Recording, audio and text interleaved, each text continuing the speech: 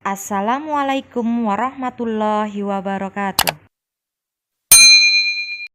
Pada pertemuan kita kali ini, kita akan belajar IPS tentang interaksi sosial. Manusia disebut makhluk sosial karena ia memiliki gregariousness, yaitu suatu naluri untuk selalu hidup dengan orang lain. Dengan demikian, manusia harus berinteraksi dengan sesama anggota masyarakat. Bertemunya seseorang dengan orang lain atau anggota kelompok lainnya, kemudian mereka saling berbicara, bekerja sama, dan seterusnya untuk mencapai tujuan bersama.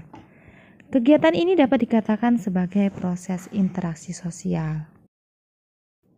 Untuk mengetahui apa itu interaksi sosial, perhatikan gambar berikut.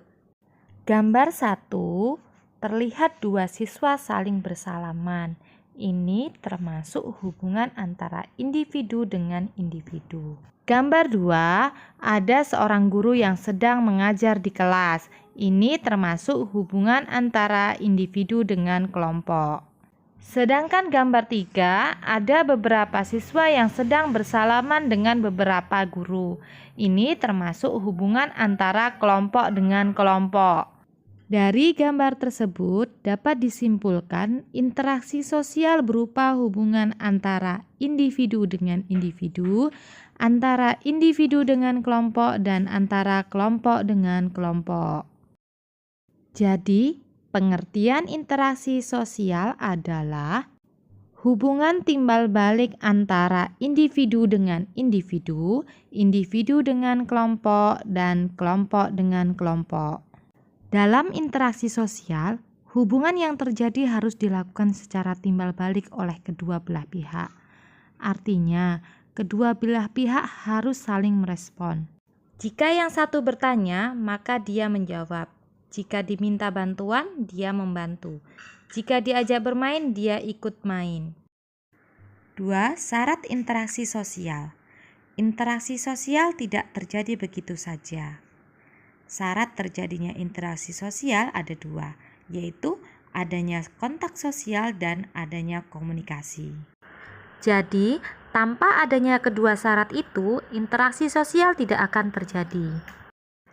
Kata kontak berasal dari bahasa Latin, con atau cum yang berarti bersama-sama dan tengo yang mempunyai arti menyentuh.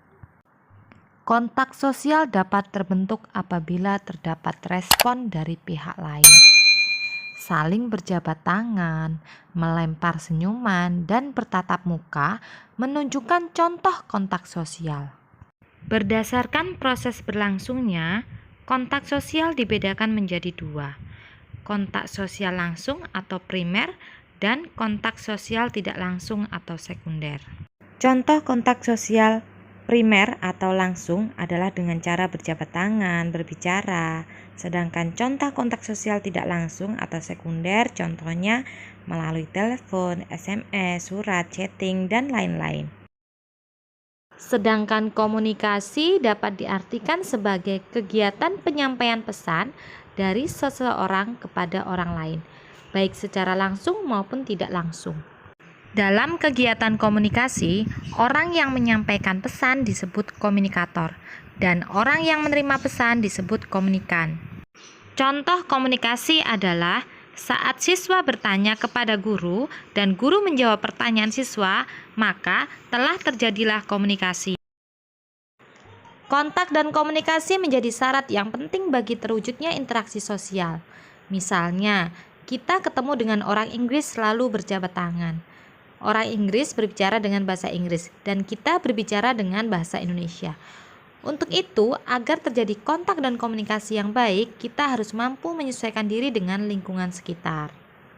3. Ciri-ciri interaksi sosial.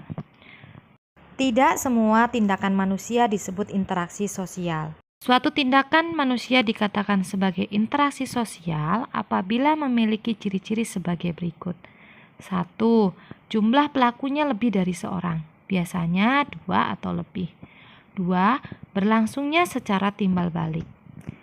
3. Adanya komunikasi antar pelaku dengan menggunakan simbol-simbol yang disepakati. Dan yang keempat, adanya suatu tujuan tertentu. Berlangsungnya suatu proses interaksi sosial didasarkan beberapa faktor, yaitu faktor imitasi, merupakan proses seseorang mencontoh orang lain atau kelompok. Misalnya, seorang anak perempuan bermain masak-masakan karena melihat ibunya pada saat memasak di dapur. B. Faktor sugesti, merupakan pengaruh yang dapat menggerakkan hati orang. Misalnya, seorang dokter yang memberikan saran kepada pasien, kemudian pasien tersebut akan mengikuti saran tersebut tanpa berpikir panjang. C. Faktor identifikasi, merupakan kecenderungan atau keinginan untuk menjadi sama dengan orang lain. Misalnya, seorang anak yang mengidolakan pemain bola, sehingga semua tingkah laku idolanya akan dilakukan. D. Faktor simpati, merupakan kemampuan untuk merasakan diri seolah-olah merasakan keadaan orang lain.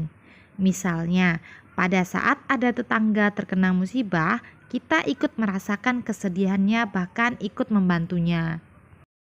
Sekian penjelasan singkat tentang pengertian syarat dan ciri-ciri interaksi sosial. Sampai bertemu pada materi berikutnya. Terima kasih.